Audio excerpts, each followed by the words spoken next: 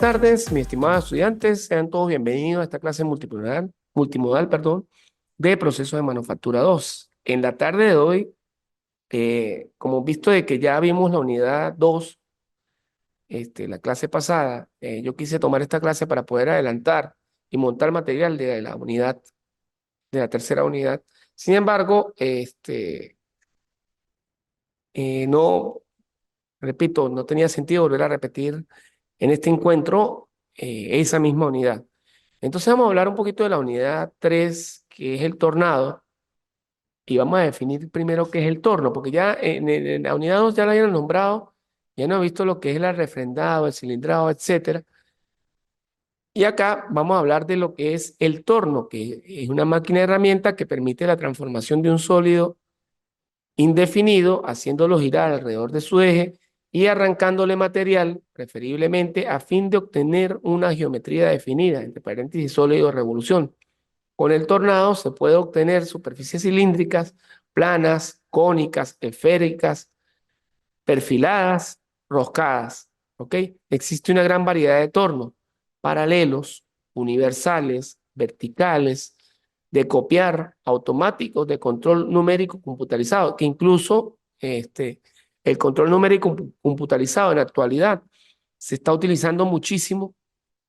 ¿Por qué? Pues no, es una herramienta computacional que nos permite incluso ver las dimensiones ya de la pieza y montar lo que es la pieza, la materia prima metálica, a poner a aislar en el torno y él hace todo el proceso sin necesidad de que un operador humano esté, digamos, revisando constantemente ese proceso, sino que automáticamente pues lo hace. Ahora, eh, aquí vamos a comenzar a definir qué es un torno paralelo.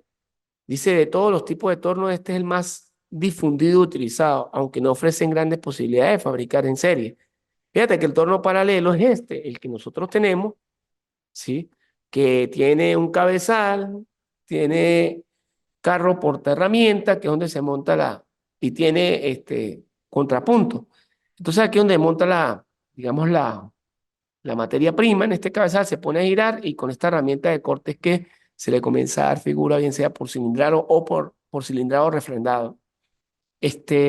Aquí tenemos la bancada aquí abajo y el carro principal, ¿no? Carro portaherramienta y el carro principal, ¿no? Fíjate que de todos estos tornos es el más utilizado. Partes principales del torno paralelo. Ya más o menos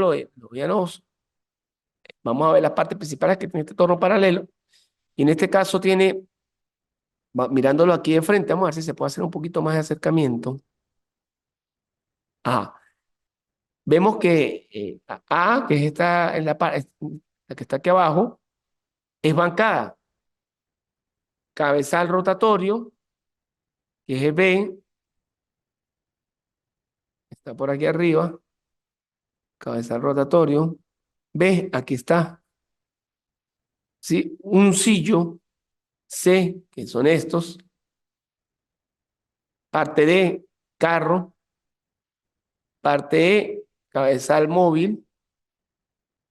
Está por este lado, aquí, el cabezal móvil.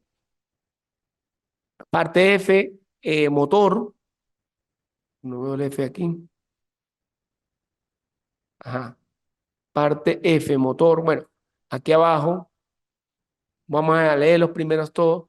Polea, polea en G,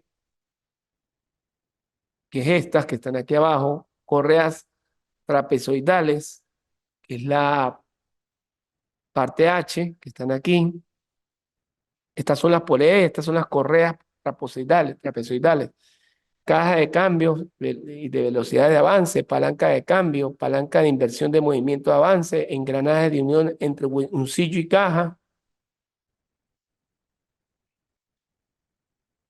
barra de rosca, palanca de cambio de velocidades de uncillo, barra de rosca, palanca de acoplamiento con barra de rosca, barra de cilindral, palanca para transmisión del movimiento de la barra, del cilindro, el carro superior, portaherramientas, carro portaherramientas, carro transversal, puente de carro, volante para el desplazamiento longitudinal del carro, barra de transmisión para el mando de engranajes de la barra cilindral, contrapunto, volante del cabezal móvil, palanca de embrague, de fricción y freno, soporte para engranajes, ¿sí? Bueno, ahí vemos, lo que pasa es que no me puedo poner a detallar cada uno, pero aquí están todas las partes. Esta guía igualmente la voy a montar hoy dentro de la unidad 3, repito, ya la unidad 2 fue la que vimos la semana pasada, y aclaramos, y bueno, la van a revisar con detenimiento. Partes principales del torno paralelo. Aquí comienza a explicar todas las partes, pero más que todo, las principales explican la 1 y la 2. En este caso, dice la bancada.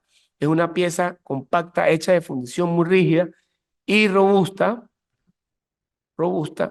con nervaduras internas.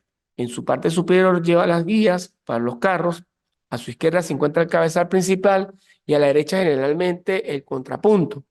El cabezal es principalmente una caja de velocidades y además comprende un árbol principal y un sillo, el cual sostiene el plato que sujeta a la pieza a trabajar, imprimiéndole un movimiento de rotación continua. Dada la diversidad de materiales y tamaños de las piezas a trabajar, el cabezal debe permitir al uncillo girar según diferentes velocidades mediante el cambio de acciones para las palancas exteriores. Entonces aquí vamos a ver más o menos el cabezal en el torno paralelo, como es el cabezal, y aquí cada una están definidas cada una de ellas, ¿no? Que es estas mismas partes, ustedes se van para acá. Partes principales del torno paralelo, seguimos con él, el carro longitudinal, ¿sí? Comprende el carro compuesto, el portaherramientas y el delantal. Dado que el carro soporte y guía a la herramienta de corte, debe ser rígido y construido con precisión. El carro compuesto son en realidad tres carros. El longitudinal, que se desplaza sobre las guías de la bancada, imprimiendo el movimiento de avance a la herramienta. El carro transversal, que provee un movimiento perpendicular al anterior, y la herramienta puede, en este caso, tener un movimiento oblicuo como resultado de la composición de longitudinal y transversal. Estos dos movimientos separadamente pueden ser automáticos con un mecanismo interno, pero el movimiento oblicuo solo se consigue con el accionar manual del operario de los volantes. Dice un tercer carro más pequeño va sobre el transversal y puede ser inclinable por un transportador que lo coloca en diferentes posiciones angulares encima de este carro. Se encuentran las portaherramientas que sirven para sujetar en posición correcta las cuchillas del o burriles. Partes principales del torno. Seguimos sección del carro transversal. Aquí la podemos observar. ¿Ok?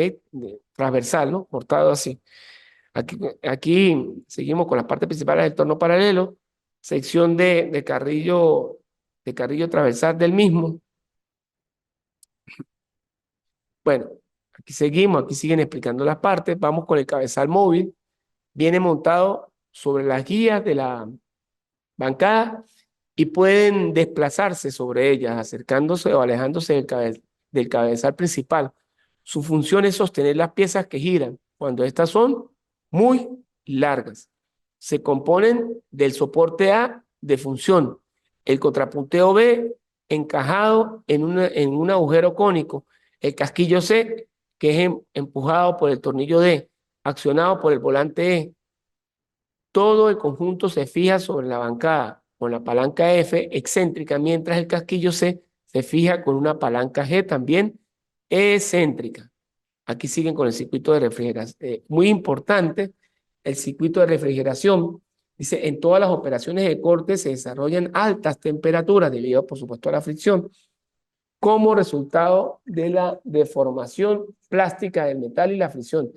Y a menos que se controlen estas temperaturas, la superficie metálica, herramienta pues, o la viruta que genera, tendrá a, digamos, tenderá a adherirse al material, o sea, a la cuchilla. Por esta razón, todas las máquinas, herramientas vienen provistas de un circuito refrigerante que lleva este fluido directamente hacia la zona de corte. Y por eso que se da la zona de corte, porque cada vez que se arranca material a esa materia prima que se coloca ahí, que es un metal, se genera una fricción y genera el calentamiento. O sea, si no hay un buen sistema de refrigeración, la pieza o la cuchilla de corte también se nos puede dañar. Se construye de una electrobomba, o se constituye, perdón, de una electrobomba localizada en la parte inferior de la máquina. Se succiona el refrigerante de un recipiente y lo envía a través de un tubo hasta la zona de corte. El fluido luego regresa al recipiente inferior. En la línea existen adecuados filtros para evitar el paso de las virutas. En las instalaciones grandes, además, existen enfriadores para mantener la temperatura del refrigerante. Fíjate que también, porque no tiene sentido que de pronto el refrigerante salga caliente y vuelva a entrar caliente. Por eso es que se tiene incluso una línea externa. El refrigerante que sale caliente es a través de un intercambiador de calor, se enfría y se vuelve a inyectar para que refrigere con una mayor eficiencia. En la línea existen adecuados filtros para evitar el paso de gavirutas. En las instalaciones grandes, además, existen enfriadores para mantener la temperatura del refrigerante. Solo en el caso de la rectificadora existen, solo en el caso de la rectificadora existen también en la línea separadora magnéticos para impedir el paso de las finas virutas desprendiéndose de este proceso, ¿no? Fíjense que aquí vemos, seguimos con el dispositivo para el torno paralelo, el plato universal, ¿no? El plato universal de tres garras, ¿no? Aquí está el corte transversal, dice se monta en el extremo del uncillo principal del torno y sirve para sujetar las piezas de forma cilíndrica. Dice las mordazas o garras son recambiables y se accionan con una llave especial que se insertan por C. Ya sabemos la nomenclatura arriba, las tres mordazas se desplazan simultáneamente hacia el centro o hacia afuera. Las llaves deben ser siempre retiradas antes de que se empiece a girar el uncillo, pues de lo contrario pueden salir despedidas con una gran fuerza causando algún accidente a los operarios. Entonces, vamos a ver dispositivos para el torno paralelo. Tipos de mordaza para plato universal, chut, como lo vemos aquí, ¿no? Más o menos, fíjate que ese plato universal tiene como tres separaciones, ¿no? Dispositivo para tornos paralelos, continuamos con el plato de carga independiente, aquí vemos el corte, se emplea para la sujeción de las piezas de forma irregular, consta de 4 garras, garras que sujetan, y cada una acciona en forma independiente. Dispositivo para plato sin mordaza. Este plato sin mordaza dice las piezas que no se pueden fijar con mordaza, ¿verdad? Se bloquean con el estribo y el tornillo sobre el plato que no dispone de la mordaza. Dice, para poder aplicar los estribos, estos platos presentan una ranura, digamos, radial en forma de T y una ventana también radial. Las mesas que giran conjuntamente con el plato deben de estar equilibradas. Por esta razón, cuando la distribución del peso de la pieza es asimétrica respecto al eje del plato, se añade un contrapeso P. Aquí vemos el plato ese sin mordaza, que prácticamente lo que tiene es como la chaveta aquí abajo y algo que le hace presión. Y generalmente eso es para fijar y pues no se me mueva. Si dispositivos para el torno, continuamos, pinzas. Dice cuando se deben, digamos, tornear un cuerpo cilíndrico, barras trefiladas de pequeñas dimensiones o pesas en grandes series, con tornos semiautomáticos y automáticos, en lugar de platos autocentrales, es posible utilizar un dispositivo en una forma de tubo llamado pinza. La pinza se utiliza sobre todo en el tornado de barras que pueden ser cilíndricas, hexagonales o cuadradas. Dice la pieza consiste en un cuerpo cónico con agujero axial en el que se insertan las barras a tornear. Dice 3 o 4 cortes longitudinales dan elasticidad a un extremo de la pinza, de forma que ejerciendo una presión uniforme sobre su superficie externa, se estrangula el agujero y se bloquea la barra. Quinto, número 5, plato de arrastre de brida. Aquí vemos el plato de arrastre de brida, cómo es y para qué sirve. Dice, Estos dos elementos mecánicos nos permiten montar una pieza entre puntos y darle movimiento giratorio.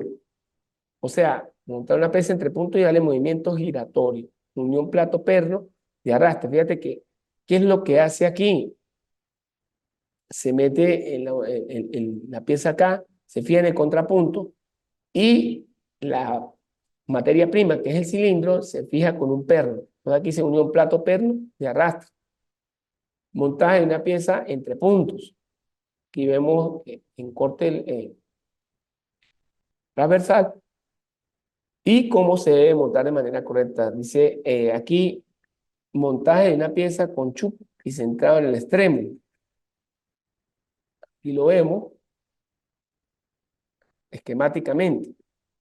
Dice uñetas de arrastre, fuerzas del contrapunto y elección de uñetas de arrastre. Fíjate que cómo se eligen esas uñetas de arrastre. La fuerza sea requerida que es suministrada por el contrapunto depende de la dirección y sentido del corte material de la pieza, sección de viruta y la relación entre el diámetro de la pieza y el diámetro de arrastre. Dice en la tabla A, la fuerza del contrapunto es obtenida en función de la sección de viruta y la relación entre el diámetro de la pieza y el diámetro de arrastre. Si el sentido del corte es hacia el contrapunto, la fuerza axial de corte actúa contra este, por lo que la fuerza obtenida en tabla A debe multiplicarse por 2. Esto es aumentarla en un 100%. ¿Ok? Vamos a ver entonces, fijación de la pieza entre puntos. Aquí vemos cómo se fija. Dice, las piezas a tornear de forma alargada se colocan entre los puntos de torno y se llaman puntos al que se aloja el huencillo y contrapunto, el que se aloja en el manguito del cabezal móvil. Dice, el contrapunto puede ser fijo o rotativo y los puntos están formados o como se mueve, por un cono, perdón, Morse, con un cono Morse para su fijación en la materia y por una punta cónica con un ángulo de vértice de 60 grados.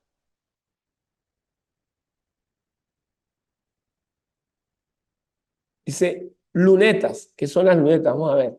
Son un soporte auxiliar para sostener una pieza muy larga que se interpone entre el cabezal principal y el contrapunto, evitando que las piezas se deflexionen y vibren por defecto de la fuerza de corte impuesta por la herramienta. Existen lunetas fijas y móviles que se montan sobre las guías de la bancada o sobre el carro portaherramientas, respectivamente.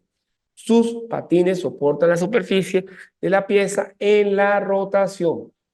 Aquí vemos que hay lunetas fijas, como las que están en este dibujo, ¿sí? Y hay lunetas que móviles. Fíjate que lunetas fijas, vamos a ver la diferencia, ¿no? La luneta fija aquí es que no se mueve y la luneta móvil es que sí permite el movimiento. ¿Ok? Entonces ahí hay una gran diferencia. ¿Ok? Continuamos entonces. Dispositivo para el torno paralelo. Continuamos con las partes, ¿no?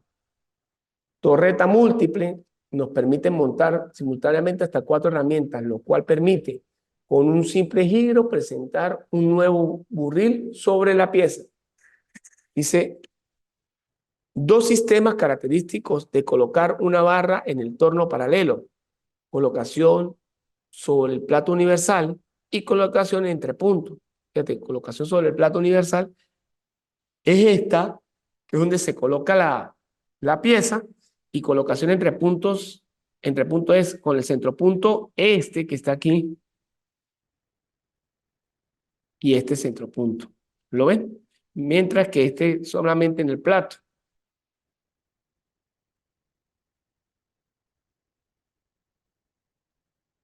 Continuamos. En tal sentido, transmisión de entornos paralelos. Ahora vamos a ver la transmisión. Esquema de cadenas, cinemática para el mando del usillo principal de un torno paralelo. Entonces, aquí nos aparece ¿Qué trabajos o trabajos de tornado? Está el cilindrado, uno de los que es más utilizados. Se debe tomar una pieza de diámetro de 25 milímetros o 20 HO. El símbolo HO indica la tolerancia de la cuota 20, consultada en una tabla de tolerancia. Se lee que para 20 milímetros corresponde la cifra más 0,0000 y menos 0,0033. Se trata, por lo tanto, de un diámetro bastante preciso para alcanzar, para, para alcanzar, el cual se precisan varias pasadas, cada vez más ligeras y controlando los diámetros que se van obteniendo, ¿no? Ese procedimiento, ¿cómo se hace? El exceso de material de la pieza a trabajar es igual de 25 a 20, entre 2, esto nos da 2,5 milímetros. Con una herramienta recta, para devastar se efectúa una primera pasada de desbaste hasta reducir el exceso del material a 0,08 milímetros. Esa primera pasada que se da, fíjate que cuando estamos hablando de cilindrado, y aquí no sé si lo he explicado, nosotros colocamos la pieza, ¿verdad? Aquí. Luego se toma el diámetro inicial, como está aquí. Aquí lo estamos colocando entre centropunto y centropunto. Y luego aquí está la pieza de corte, donde se comienza a pasar de izquierda a derecha, de izquierda a derecha, ¿verdad? ¿Qué es lo que pasa? Posteriormente a que se monte la pieza, él dice que hay que tener una pasada mínima para poder obtener un diámetro específico. Lo mismo ocurre cuando se ven las fresas para rectificar bloques de motores de carro, que primero se debe hacer una pasada para nivelar digamos, los desniveles que produjo el recalentamiento y luego sí se pasa a la oficial para dejar completamente la superficie plana. Después de haber sustituido la herramienta, se debe bastar por una herramienta recta de acabar. Se efectúa una segunda pasada hasta reducir el exceso del material de 0,3 a 0,5 milímetros. Se controla el diámetro y el alineamiento de los puntos midiendo con un micrómetro dos diámetros en los extremos de la pieza. La diferencia entre las dos lecturas deben de ser inferiores a la tolerancia admitida. Dice, con una última pasada de acabado se lleva finalmente el diámetro a su valor final. El control final de la tolerancia del diámetro se efectúa con un calibre diferencial de herradura o calibre de herramienta, pasa o no pasa, solo en el caso de la producción en serie. Dice, fíjate que entonces el cilindrado es que yo colocaba el cilindro, como se muestra acá, y comienza una pieza de corte a medida que él va girando a quitarle parte, pero de manera cilíndrica. Ahora vamos a ver qué es fíjate que entonces estamos claros que lo que es el cilindrado, ¿verdad? Eh, la pieza se va comiendo de manera longitudinal a medida que va girando. Se va moviendo el carril, ¿verdad? Y posteriormente a ello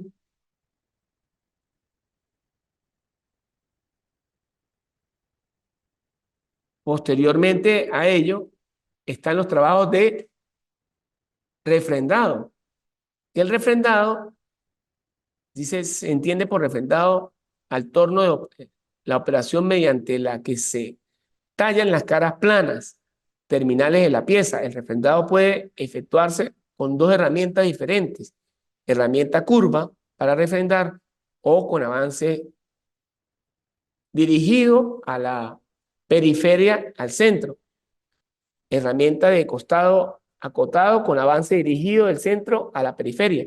Y la herramienta de costado utilizada en particular cuando se refrenda una pieza montada entre puntos. Para permitir trabajar a la herramienta, se utiliza el contrapunto con escote en las operaciones. Es decir, el refrendado, aquí no aparece, pero yo creo que ustedes más o menos lo vean. Vamos a ver si me sale. El refrendado, vamos a tener el cilindro y por acá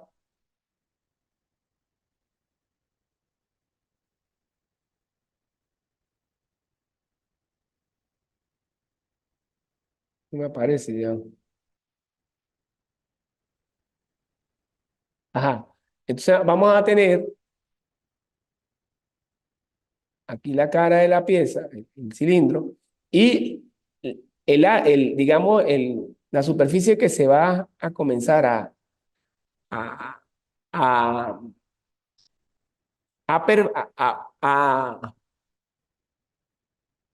digamos, ¿cómo es la palabra correcta? Vamos a dar la palabra correcta.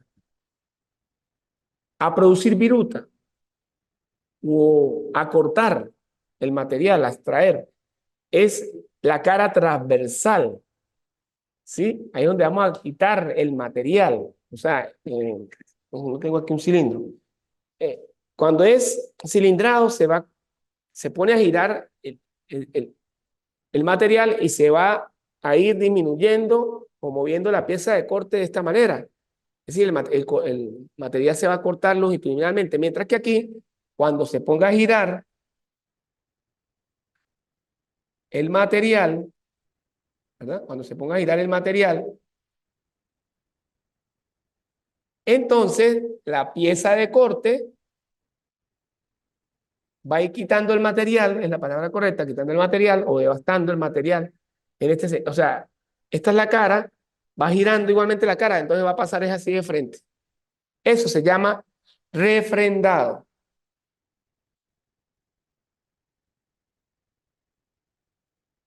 Hay otro que se llama achaflanados. Si los achaflanados de la superficie refrendada se efectúan con herramientas anchas de acabar.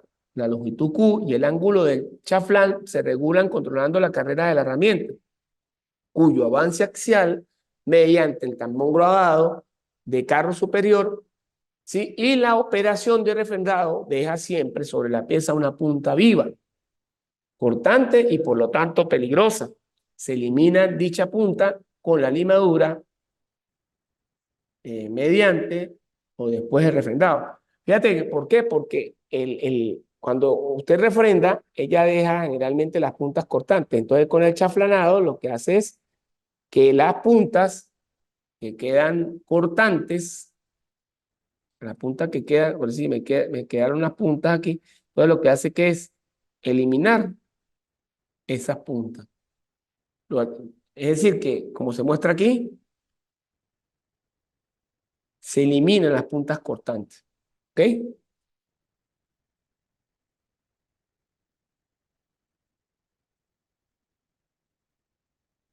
Posteriormente a esto, ¿verdad? Tenemos tornos de conos, es como el que se muestra acá, en un corte transversal. Velocidades pequeñas se logran desplazando el contrapunto.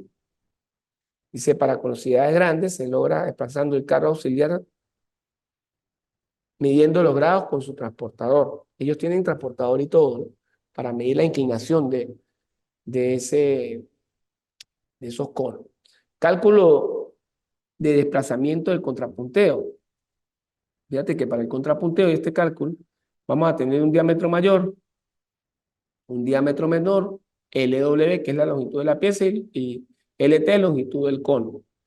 Y pues ese cálculo del desplazamiento del contrapunteo, vamos a ver si aquí se logra ver, se calcula con esta fórmula,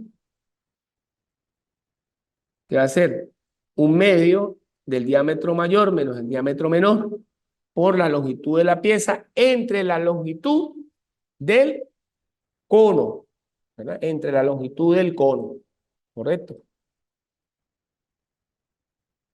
Bueno, continuamos. Este, la conosidad. Dice, los conos son cuerpos de revolución cuyas generatrices se cortan en un punto. En los talleres es común llamar también conos de tronco de cono, porque es un cono que es truncado, ¿no? Un cono es completo así, Entonces, es un cono truncado. O sea, cuando me refiero a un cono truncado, es a esto. Un cono que pierde la punta, ¿no? Por decirlo así. Entonces, ese cono truncado pierde, voy a colocar el mismo negro, ¿no? Porque no se vea feo. Pierde la punta.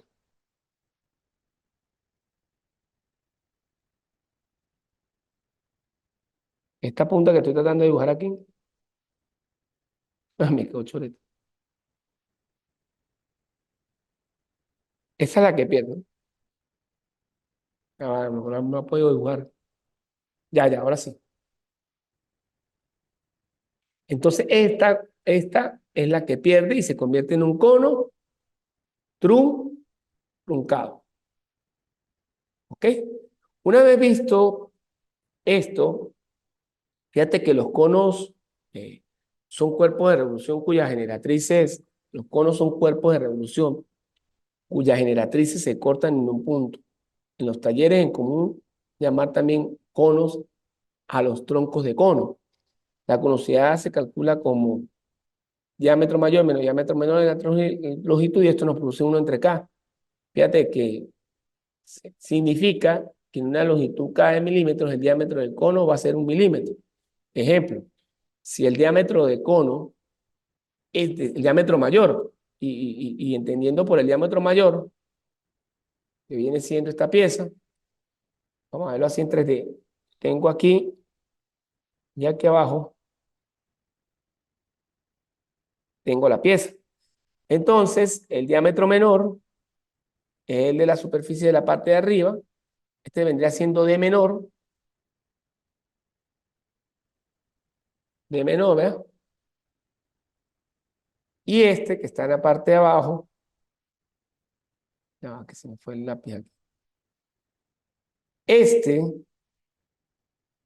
es el diámetro mayor. ¿Cuál es la longitud? Profe, ¿cuál es la longitud? La longitud se da entre, bueno, vamos a colocar aquí un poquito mejor. La longitud vendría siendo la que está acotada desde aquí hasta aquí. Entonces, ¿cómo se calcula? Un ejemplo, aquí hay un ejemplo, ¿no?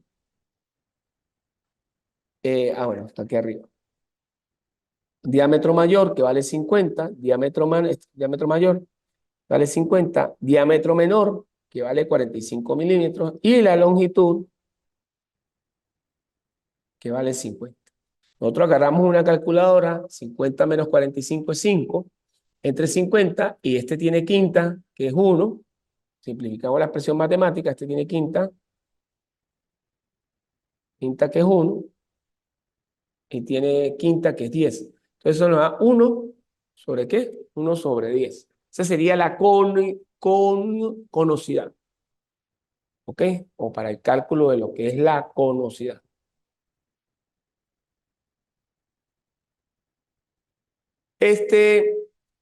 Seguimos con los trabajos en cono. Fíjate que para calcular ya vimos el cálculo de la conosidad.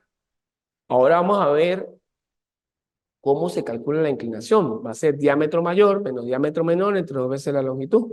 Significa que una longitud X, el radio del cono varía 1 milímetro. Un ejemplo, tomamos el anterior, 50 menos 45, pero ahora la parte de abajo la vamos a multiplicar ¿por cuánto? Por 2, ¿no? En tal sentido, si se multiplica por 2 nos da 1 entre ¿quién? 1 entre 20, ¿no? Porque la fórmula, lo que se le va a anexar es que van a ser 2 veces la longitud. ¿Ok?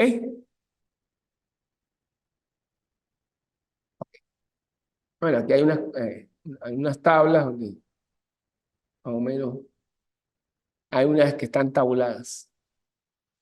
Ahora vamos a seguir los trabajos en cono. Ya vimos lo que era cilindrado, refrendado.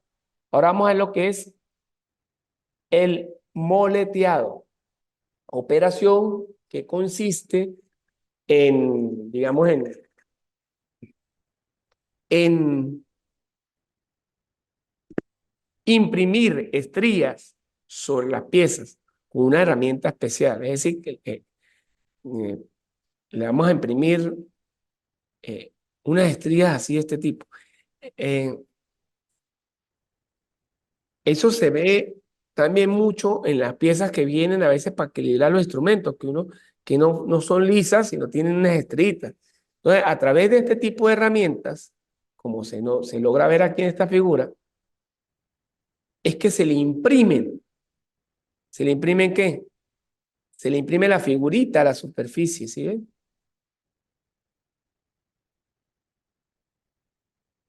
Entonces, es interesante, es bonita esta materia, ¿por qué? Porque estamos viendo la aplicación real de lo que es un proceso de manufactura, ¿no? Aquí también unas tablas de cómo se debe hacer. Está otro eh, trabajo en torno que es súper importante, que es el roscado. Y precisamente el roscado, pues, consiste, ¿verdad?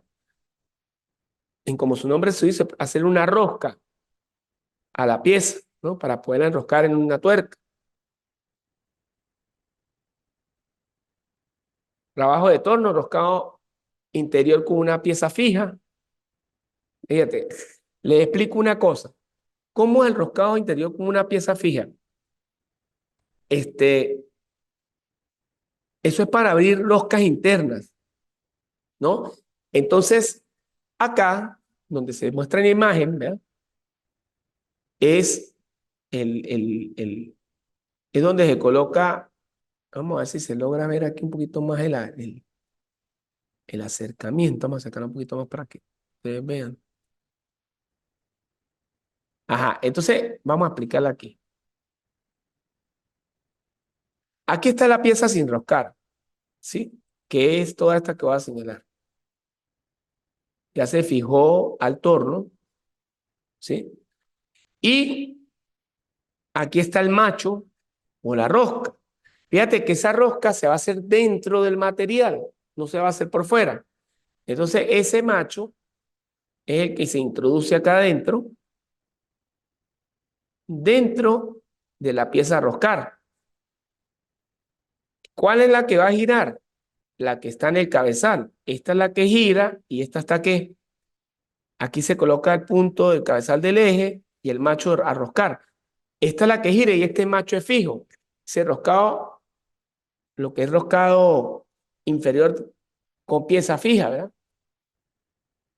Aquí ya más o menos lo analizamos. Ahora vamos a ver lo que es roscado exterior con pieza fija. Entonces, la pieza fija, como ya lo hemos dicho, esta se acciona, fíjate, se acciona manual. Hay unas que giran la pieza, pero aquí no. Corrijo, vamos a corregir porque esta se acciona ¿qué? Esta se fija aquí y se acciona ¿qué? Manual, ¿sí? Manualmente, no, repito, no se gira con el torno, sino que la pieza del cabezal se deja fija y aquí lo que se hace que es manualmente. Ahora roscado con pieza fija exterior. Entonces aquí fíjense, tenemos la pieza estacionaria que está aquí, tenemos la terraza, perdón, la la terraja y el brazo del giro. Fíjate que canal móvil y tarraja, ¿no? Fíjate que a diferencia de esta, que la pieza o el macho dentro del material, esta va por fuera con una tarraja. Una tarraja es la que tiene digamos, los pasos que va a llevar la rosca externa y ella también se acciona ¿qué? Manualmente, ¿sí? Para poder hacer la rosca externa. Cálculos de engranaje para ejecución de la rosca.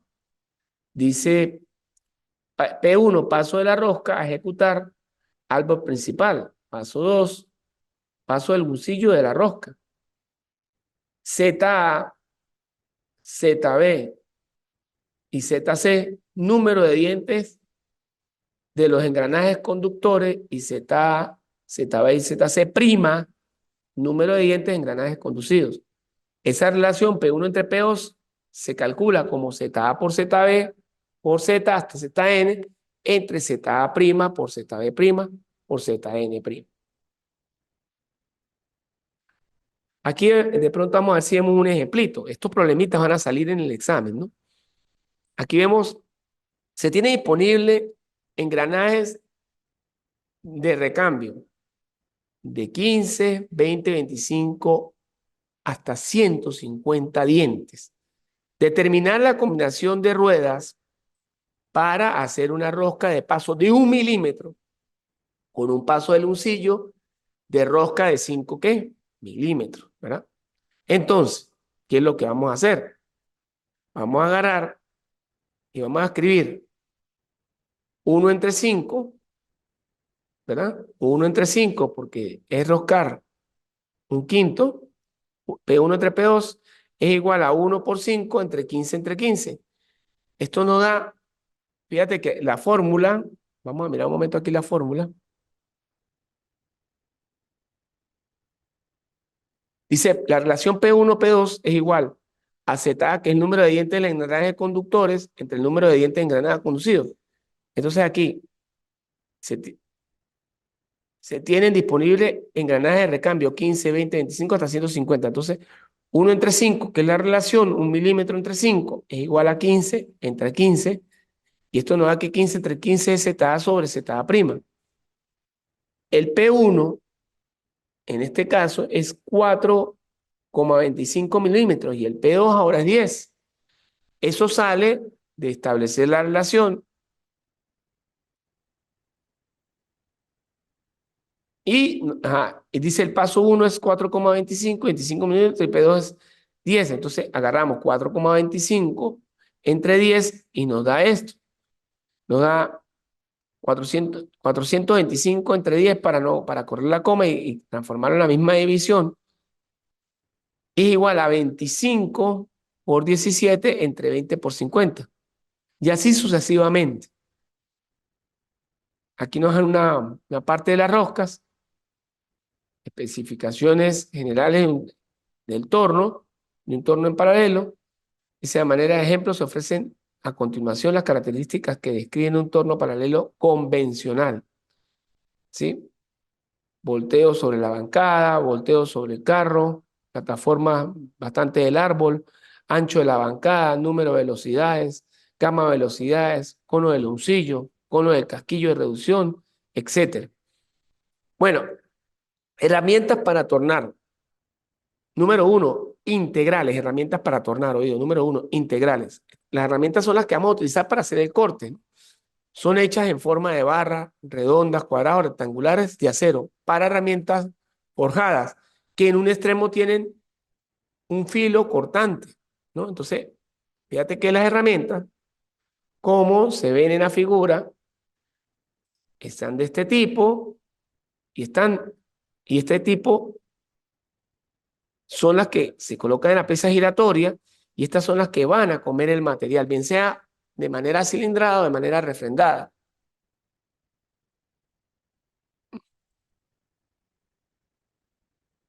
Aquí vemos las diferentes herramientas en forma, la forma para tornear, A, B, C, los diferentes tipos que hay.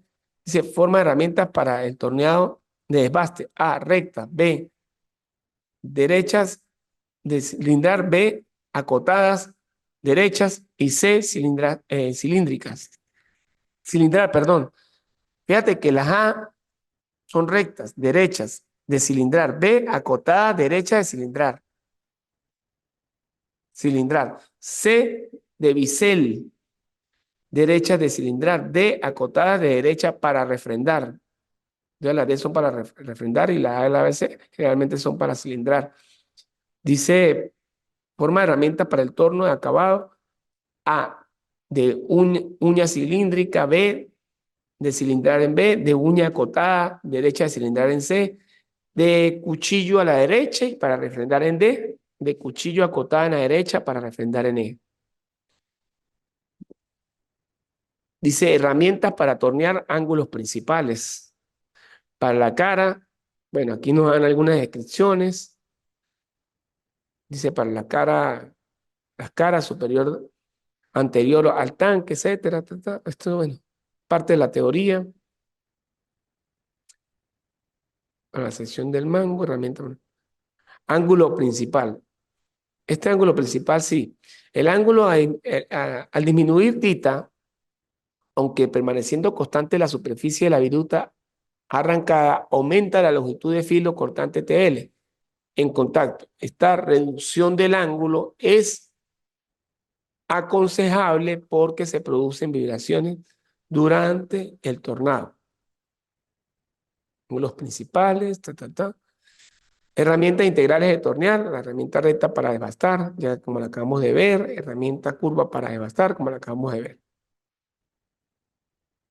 Herramienta recta, bueno, aquí hay otro tipo de herramientas. Aquí está su descripción, son herramientas integrales a tornar. Aquí hay herramientas de trozar, herramientas de costado para acabar, herramientas para devastado interior, herramientas de canjeado interior. Y algo importante que no se me puede escapar hoy son las operaciones de afilado. Dice, y me permite leer acá, el afilado de las herramientas del torno puede efectuarse en húmedo y en seco. El afilado en húmedo, afilado a mano, se efectúa casi siempre en húmedo, es decir, con un chorro reducido y regular de refrigerante sin que se sumerja completamente la zona de filo en contacto con la muela. Dice, afilado en seco, si no se dispone de un chorro regular, o bien sea, o se desea observar el proceso de la operación de afilado, se afila en seco. En este caso, se evita el recalentamiento de la herramienta trabajando con pasadas ligeras, usando muelas de aglutinante estático. Es decir, cuando es húmedo, no hay problema de trabajar constantemente, pero cuando es en seco, este, para hacer el afilado de la herramienta en el torno, debe de hacerse varias pasadas de manera lenta, ¿no? Porque el recalentamiento daña la pieza, pues. Colocación de la herramienta, tanto en la parte de afilado a mano como para el efectuado a máquina, en la afiladora es importante establecer posición relativa entre la herramienta y la muela.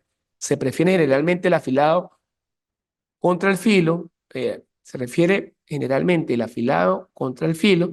Esto es abrasiones, se indica el filo y se prosigue a lo largo del flanco del filo principal. De esta forma se atenúa el calentamiento del filo y se evita la formación de rebabas. Dice, en el afilado de las herramientas de filo, siempre se amolda todas las superficies que forman el filo. En el afilado de la herramienta de perfil constante, solamente es preciso amolar la superficie de desprendimiento una vez efectuado el afilado con una muela. Si se trata de herramientas para trabajos de acabado, se pasan filos por piedras de aceite, ¿no? ¿No? Pues, se sacaría la pieza y se trabaja en una piedra de aceite. Bueno, mis estimados estudiantes, por ahora creo que hemos llegado al final de la clase. En otra oportunidad vamos a seguir discutiendo porque esto pertenece a la unidad 3. Entonces quedamos en lo que son operaciones de afilado, ya lo vamos a ver cuando vuelva a profundizar en la próxima clase, en la unidad 3. Y pues vamos a ver los otros tipos de torno y los otros procesos. Espero sean todos, pues la clase haya sido de su agrado y pues bueno, haya cumplido las expectativas. Estamos en una próxima oportunidad. Nos vemos en una próxima clase. Se despide usted, profesor Pedro Sánchez. Hasta luego.